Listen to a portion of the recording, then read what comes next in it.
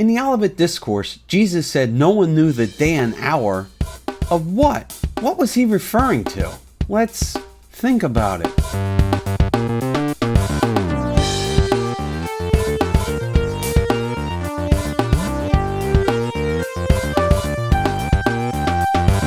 Hey, my name's Justin Harrell. I challenge you to challenge yourself to think about less taught biblical topics. Scrabble, Boggle, Hangman. These are just a few of the popular word games people like to play. You know, I'm surprised with our politically correct and woke culture that children are still allowed to play a game such as Hangman. I mean, if you think about it, a man hangs for your crime of not guessing the correct letters.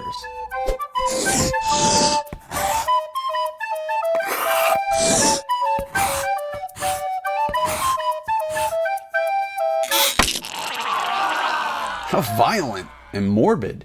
Anyway, the point is, humans love word games, and we bring that game to Scripture. Many times we play word games to make Scripture say what we want it to say. This happens at all the spots there's doctrinal disagreement among Christians. The tricky part is trying to navigate through and detach yourself from any systematized bias you probably already have. It doesn't matter who you are. We're all susceptible to, my pastor says, my church says, my denomination says. Especially if you grew up as a kid in the church. Well, currently I'm discussing the Olivet Discourse, a passage that has many varied viewpoints. Jesus' disciples wanted to know when the end of the age would be, and when would Jesus return? When, Jesus? Jesus told them that nobody knew except the Father. Matthew 24:36-44. But of that day and hour no one knows, not even the angels of heaven, but my Father only. But as the days of Noah were, so also will the coming of the Son of Man be. For as in the days before the flood, they were eating and drinking, marrying and giving in marriage, until the day that Noah entered the ark, and did not know until the flood came and took them all away. So also will the coming of the Son of Man be. Then 2 men will be in the field. One will be taken and the other left. 2 women will be grinding at the mill. One will be taken, the other left. Watch therefore, for you do not know what hour your Lord is coming. But know this, that if the master of the house had known what hour the thief would come, he would have watched and not allowed his house to be broken into. Therefore you also be ready, for the Son of Man is coming at an hour you do not expect.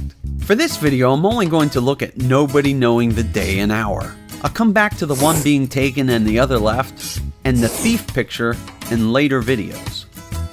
Now here is where word games start.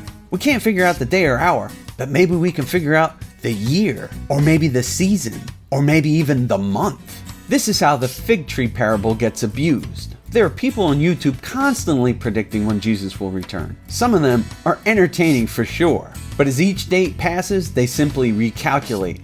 Over and over. and over, and over, and over again. What's the holdup with Jesus? Where is he? He hasn't come back yet. She doesn't know where he is. I don't know where he is. Nobody knows where he is. What do you mean nobody knows? Nobody knows? What part of that is hard to understand? But herein lies the problem. Nobody knows the day and hour of what exactly? What is Jesus referring to? Some people see this as referring to the rapture. Nobody knows when that will happen. Some people see this as referring to the second coming. Nobody knows when that will happen. Some people see the rapture and the second coming as the same thing, so nobody knows when both will happen. Well, based on the context of Matthew chapter 24, where Jesus is talking to a Jewish audience and answering questions about the end of the age, whether or not the rapture happens at the second coming seems to be a moot point, since Jesus clearly has in mind his return to earth. This is the second coming. But what's confusing is hearing pre-trib teachers say that nobody knows the day or hour of the rapture. Yet those same teachers will say that Matthew chapter 24 is about the second coming. Well, if that's the case, then we don't actually have a verse that tells us that nobody knows the day or hour when the rapture will be. The post-trib teachers will say, that's because the rapture happens at the second coming. But then we have Jesus saying, nobody knows when that will be. Except for the fact that Jesus just told you what to look for. And according to Daniel, we have the exact number of days to count. So eventually, you will be able to figure it out. Did Jesus mean nobody will ever know? Take Acts 1, 6 and 7. Therefore, when they had come together, they asked him, saying, Lord, will you at this time restore the kingdom to Israel? And he said to them, it is not for you to know times or seasons which the Father has put in his own authority. Did Jesus mean not for anyone or just his disciples? Because eventually, people are going to be able to calculate the second coming. Once you see that abomination of desolation, you count the number of days in Daniel. Word games can be played when we ignore context in Scripture. When you look up the definitions of day and hour in the original languages, you find out that they can have several different meanings. For instance, the Greek word for hour here is hora. You're supposed to roll the R, but I can't do that. Hora has at least 4 different meanings. A certain definite time or season, the daytime, a 12th part of the daytime, a literal hour, any definite time, point in time, or moment. You're not allowed to just pick and choose which definition you'd like. The meaning is based on context. I think if we're honest, it's clear that Jesus is using day and hour here to mean a particular moment in time. He's not being literal. Of that day and hour, no one knows. It's like when good old Grampy talks about his past life. Now you listen here, you little whippersnapper. Back in my day, we didn't have... Back in my day, we didn't have no fancy internets, no newfangled web pages. We had to walk to the library. And let me tell you something. It was hot and it was uphill. You people need to learn how to work hard today. Oh, let me tell you.